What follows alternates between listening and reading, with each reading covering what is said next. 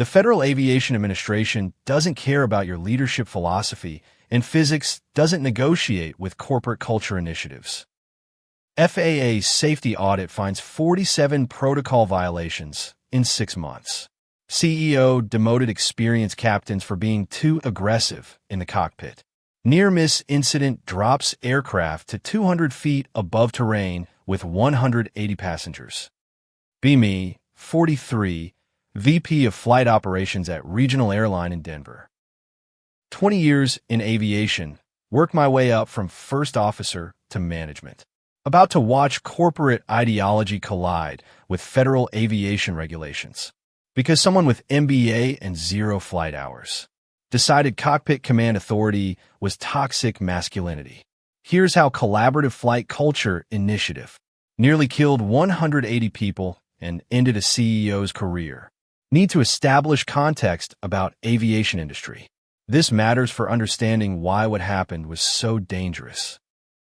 Regional airline industry is heavily regulated. Safety is everything. Federal Aviation Administration has strict rules about everything. Cockpit procedures, crew training, command authority, all specified. These regulations exist because aviation is unforgiving. Mistakes at 35,000 feet kill people. There's no margin for error. That's why we have strict hierarchies and clear command structures. Captain has final authority. That's not ego, that's safety. When decisions need to be made in seconds, someone has to decide. Can't have committee discussions about whether to avoid terrain. This is fundamental to how aviation works, has been for decades. Built on lessons learned from accidents where unclear authority killed people. I'm VP of Flight Operations at Mountain Regional Airline. We fly routes throughout Rocky Mountain region, challenging terrain. Denver Hub serves 60 cities, 45 aircraft in fleet. 800 employees total, 180 pilots, mix of captains and first officers, making $195,000 annually, responsible for all flight operations. Safety, training, crew scheduling, regulatory compliance, everything. Been in aviation 20 years, started as first officer, became captain. Flew for 12 years before moving to management. Know the job, know the risks, know the regulations. Our airline has strong safety record. No major incidents in 15 years. Low pilot turnover, experienced crew, professional operation. January 2023, board announces they're hiring new CEO. Current CEO retiring after 20 years, built the airline from small operation. Board wants fresh perspective and modern leadership approach. Interview several candidates, mostly from aviation industry. Then board gets interested in candidate from outside aviation. Woman named Jessica, age 41, MBA from prestigious school. Background in hospitality industry, hotel management, customer service. 0 aviation experience, never worked in airline industry. But she's got impressive track record in corporate culture transformation. Board loves this. We need to modernize our culture. Aviation industry is too conservative. We need innovation. I'm skeptical. Aviation is conservative because safety requires it. We can't innovate our way around physics and regulations. Board chair dismisses this. That's the kind of thinking we need to change. Jessica brings fresh perspective unburdened by industry assumptions. Red flag for me, those assumptions are safety principles. But board votes to hire her. She starts in March 2023. First month, Jessica is learning the business, sitting in on operations. She's smart, asks good questions, seems to be absorbing information. Spends time in dispatch, operations center, maintenance. Then she starts spending time in flight training, observing simulator sessions. This is where she forms her opinions about cockpit culture. Watches experienced captains training first officers. Captains are direct, authoritative, sometimes blunt. No, don't do that, do this. I have the aircraft, my decision. This is normal for flight training. Captain is teaching command. But Jessica sees it differently, sees it as problematic. April 2023. She calls meeting with me and Chief Pilot Raymond. Raymond is 48, Been chief pilot for 8 years. Excellent reputation. Jessica presents her concerns about cockpit culture. I've observed troubling patterns in how captains interact with first officers. Very hierarchical, authoritarian, dismissive of input. This creates toxic work environment and stifles collaboration. Raymond and I exchange glances. This is concerning. I respond carefully. Cockpit hierarchy is required by FAA regulations. Captain has final authority and responsibility for aircraft safety. That hierarchy exists for clear decision-making in emergencies. Jessica pushes back, but it's implemented in toxic way. Captains speak to first officers like subordinates. We should foster more collaborative cockpit environment. Raymond tries to explain, first officers are subordinates in command structure. That's not demeaning, it's operational reality. When we're at 500 feet in bad weather, captain makes call. No time for collaborative discussion. Need clear authority. Jessica isn't convinced. That's old school thinking. Modern leadership is about empowering teams, not commanding them. I want to implement collaborative flight culture initiative. Meeting ends with us disagreeing, but Jessica is CEO. She has authority to implement culture programs. May 2023, Jessica announces collaborative flight culture officially. Sends company-wide email about evolving past toxic hierarchy. We're implementing flat structure in cockpit operations. Captains will collaborate with first officers as equals. This empowers all crew members and improves decision-making. I immediately respond to her. This contradicts FAA regulations. Title 14 CFR Part 121 specifies captain has command authority. We can't implement flat structure that conflicts with federal law. She dismisses this. We're not changing legal authority. We're changing how that authority is exercised. Captains can still make final decisions, but in collaborative way. Sounds reasonable in theory, problematic in practice. Because how do you collaborate during emergency when seconds matter? But she's determined, starts implementing the program. First change, mandatory collaborative communication training. All captains required to attend workshops on inclusive leadership, taught to invite input and build consensus before decisions. Senior captains are rolling their eyes. They know this is wrong. One captain, Thomas, age 56, 32 years flying experience. He's one of our most experienced, flown everything, perfect safety record. After training, he comes to my office. This is dangerous. They're teaching us to hesitate, to seek consensus. That's opposite of what we need in cockpit. I raise same concerns with Jessica. She won't listen. Another senior captain, Gregory, age 51, 28 years experience. Same reaction. This contradicts everything we know about crew resource management. CRM is about using all available information. But captain still makes final call. That's the whole point.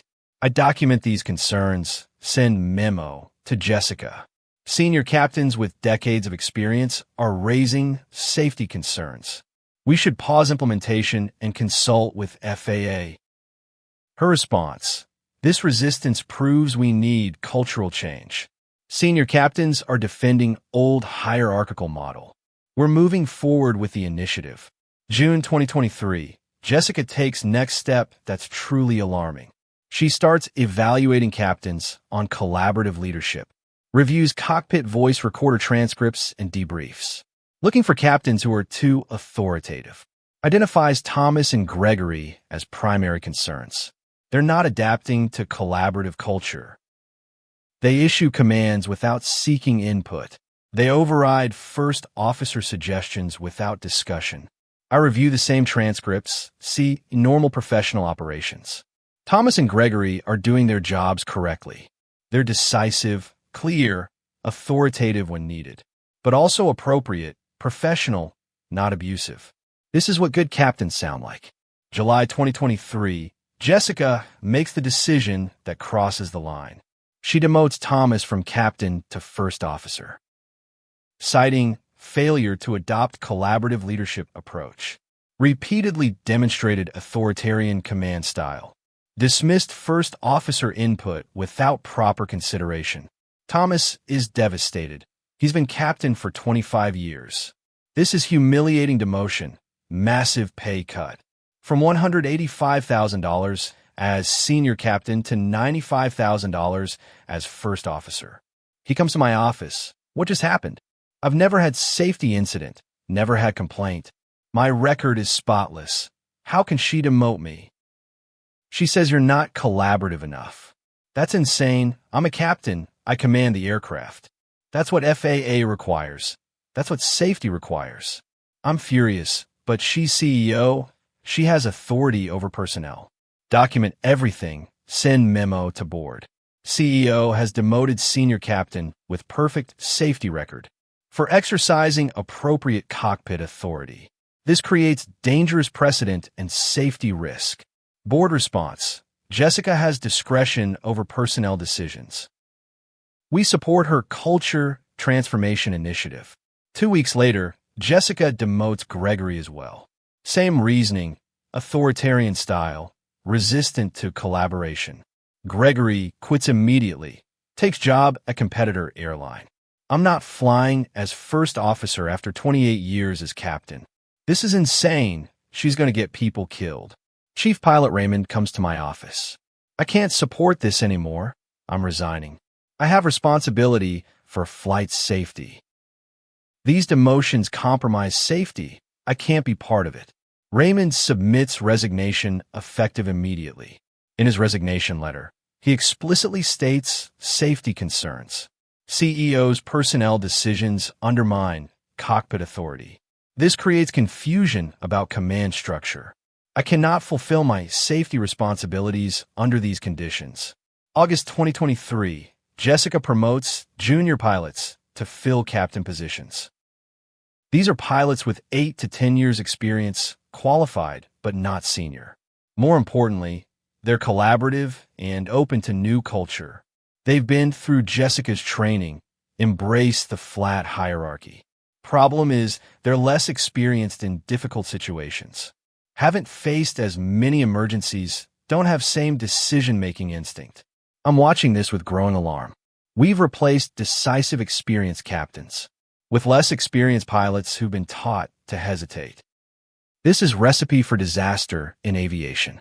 September 2023, I make formal report to FAA. File safety complaint with Flight Standards District Office. Airline is implementing cockpit procedures that conflict with crew resource management. Personnel decisions are being made based on collaborative culture, not safety competence. Request FAA review of airlines' training and operations. FAA acknowledges receipt. Assigns inspector to preliminary review. Inspector is guy named Michael, age 53, 30 years with FAA. He's seen everything. Knows aviation safety inside and out. Calls me, tell me what's happening there. I explain the whole situation, the demotions, the culture initiative. He's quiet for a moment. That's concerning. Cockpit authority exists for reason. It's not optional. I'm going to monitor this. Keep documenting everything. October 2023, I'm seeing operational impacts. Flight operations reports showing subtle changes. Decision-making is slower. Captains are hesitating. Several go-arounds that should have been executed earlier. These aren't incidents yet, but they're warning signs. Captains are second-guessing themselves, seeking consensus, when they should be making immediate decisions. Bring this to Jessica's attention. We're seeing safety impacts. Captains are hesitating in situations that require immediate action. This is exactly what I warned about. She reviews the data differently. I see more collaborative decision-making. Captains are consulting with first officers. That's positive. You're interpreting caution as weakness because you're stuck in old model. We're at complete impasse. She won't acknowledge the problem. November 2023, the inevitable happens. Winter weather system moving through Colorado, heavy snow. Flight 447 inbound to Denver from Salt Lake City. Boeing 737, 180 passengers, full flight. Captain is one of Jessica's recent promotions, competent but less experienced. First officer is also relatively junior, both nice people, good pilots. But they've been thoroughly trained in collaborative culture. Approaching Denver in snow. Visibility is low, winds are gusty. They're cleared for instrument approach to runway 34 right. Air traffic control is monitoring. I'm listening to radio and operations. Approach is normal until about 800 feet above ground. Wind shear alert goes off.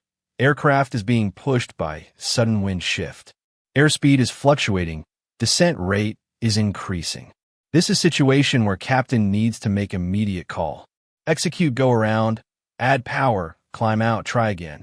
Standard procedure, drilled hundreds of times in simulator.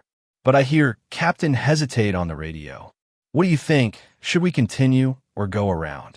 He's asking first officer, seeking collaborative decision.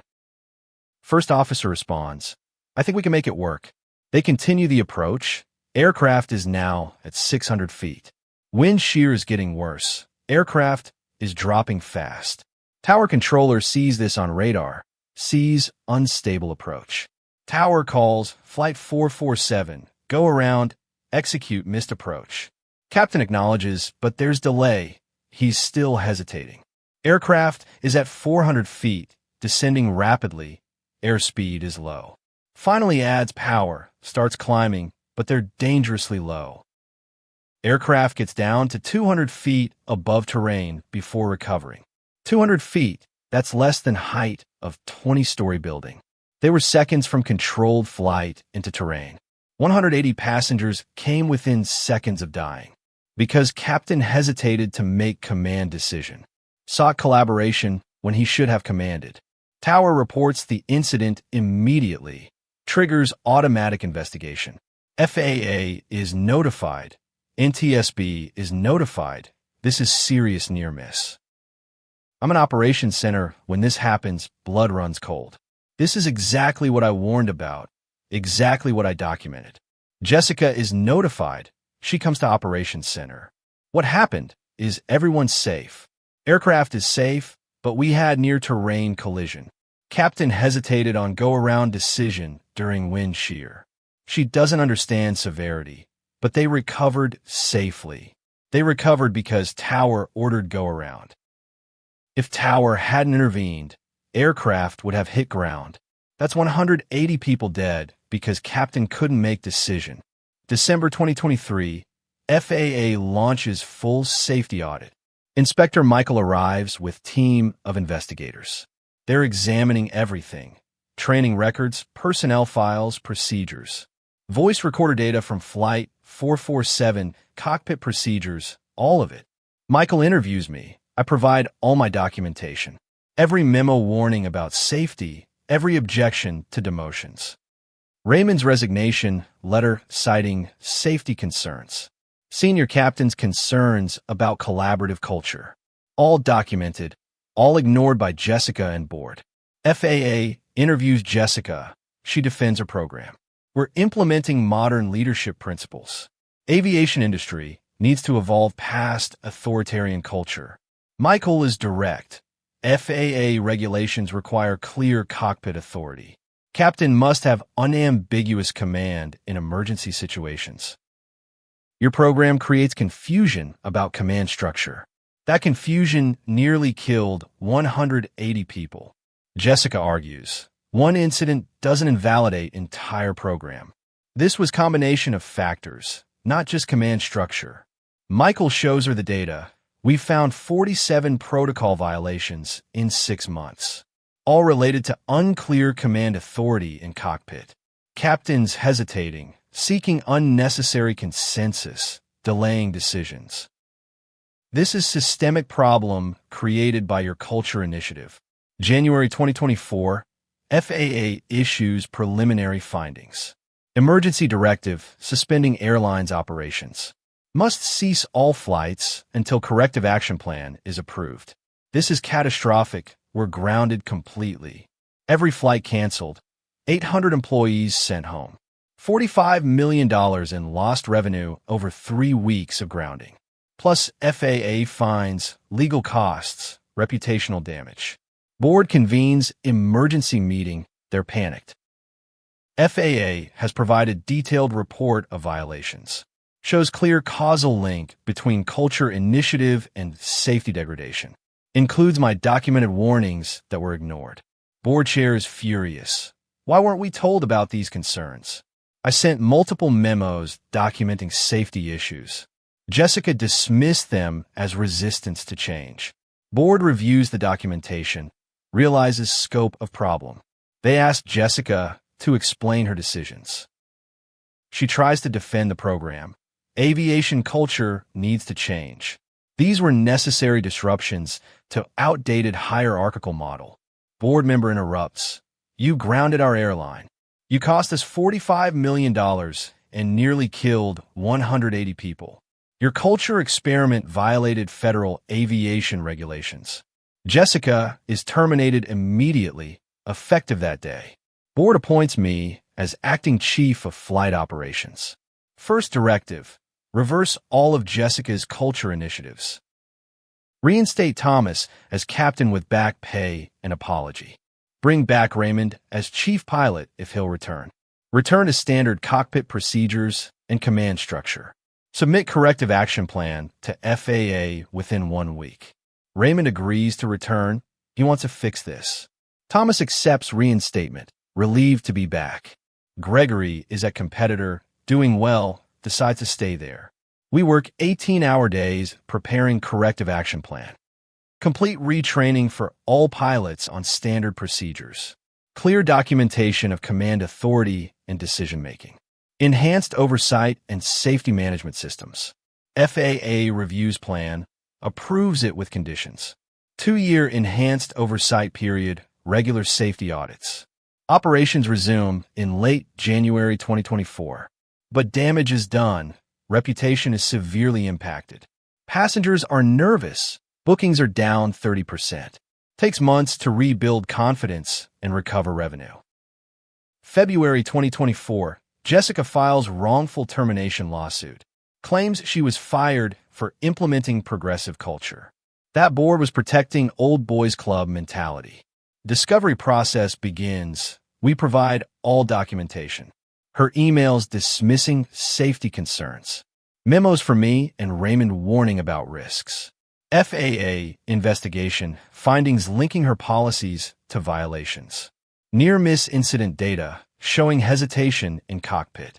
March 2024, her attorneys drop the case. Evidence is overwhelming. She has no defense. She violated federal regulations and created safety risk. Wrongful termination requires being fired for improper reasons.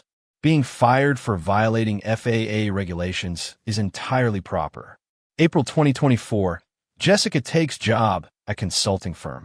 Leadership Development Consultancy, $120,000 annually. Down from $450,000 CEO salary. Major step down. She's effectively blacklisted from aviation industry. No airline will hire her after what happened. But she positions herself as martyr to progressive change. Writes LinkedIn posts about institutional resistance. I try to modernize aviation culture, but industry wasn't ready.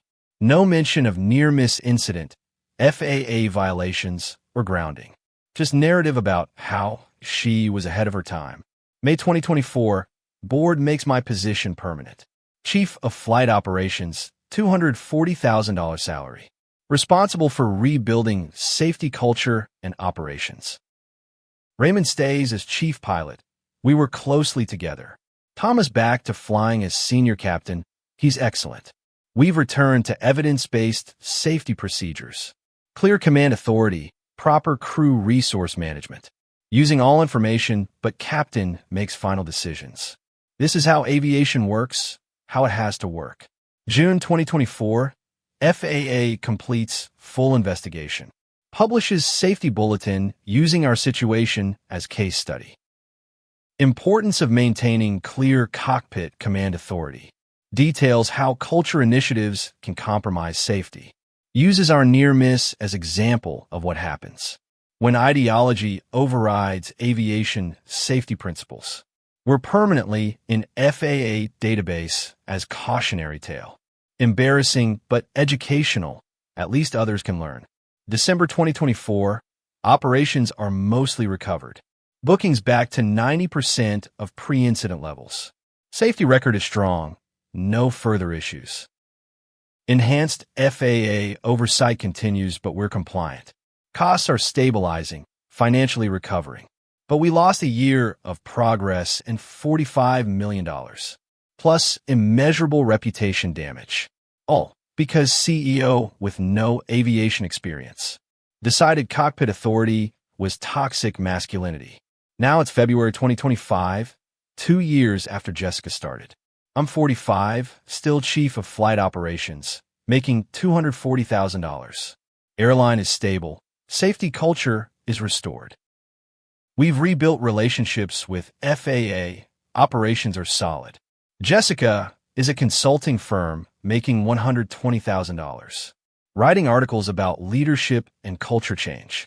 Presenting herself as innovator who challenged status quo. Industry knows the truth, but general public doesn't. Thomas is back as senior captain, making $185,000. He's out maybe 5 years until retirement. Good career ending. Raymond is chief pilot, making $210,000. We work well together. Shared experience bonds us. Gregory stayed a competitor. He's happy there. Made the right call leaving when he did. All 180 passengers from Flight 447 are alive. They don't know how close they came to dying. Don't know that Captain hesitated because he was taught to collaborate when he should have been taught to command. That's what keeps me up sometimes. Thinking about how close we came to disaster. How many near misses happened that we don't know about? Because captains were hesitating, seeking consensus, when they should have been making immediate decisions. Physics doesn't wait for collaboration. Gravity doesn't care about your leadership philosophy. Terrain doesn't negotiate with corporate culture. These are facts that aviation learned through disasters, written in blood of people who died, when command authority wasn't clear. That's why regulations exist. That's why hierarchy exists in cockpit. Not because pilots are authoritarian, but because indecision at 35,000 feet kills people. Jessica never understood this. Thought it was about ego and power, when it's actually about physics and survival. She learned the hard way when FAA grounded her airline and ended her career. But at least nobody died. That's something. That's the only thing that matters. In aviation, you measure success by everyone landing safely, not by how progressive your culture is, not by how collaborative your leadership is, just by whether everyone survives. We got lucky with Flight 447.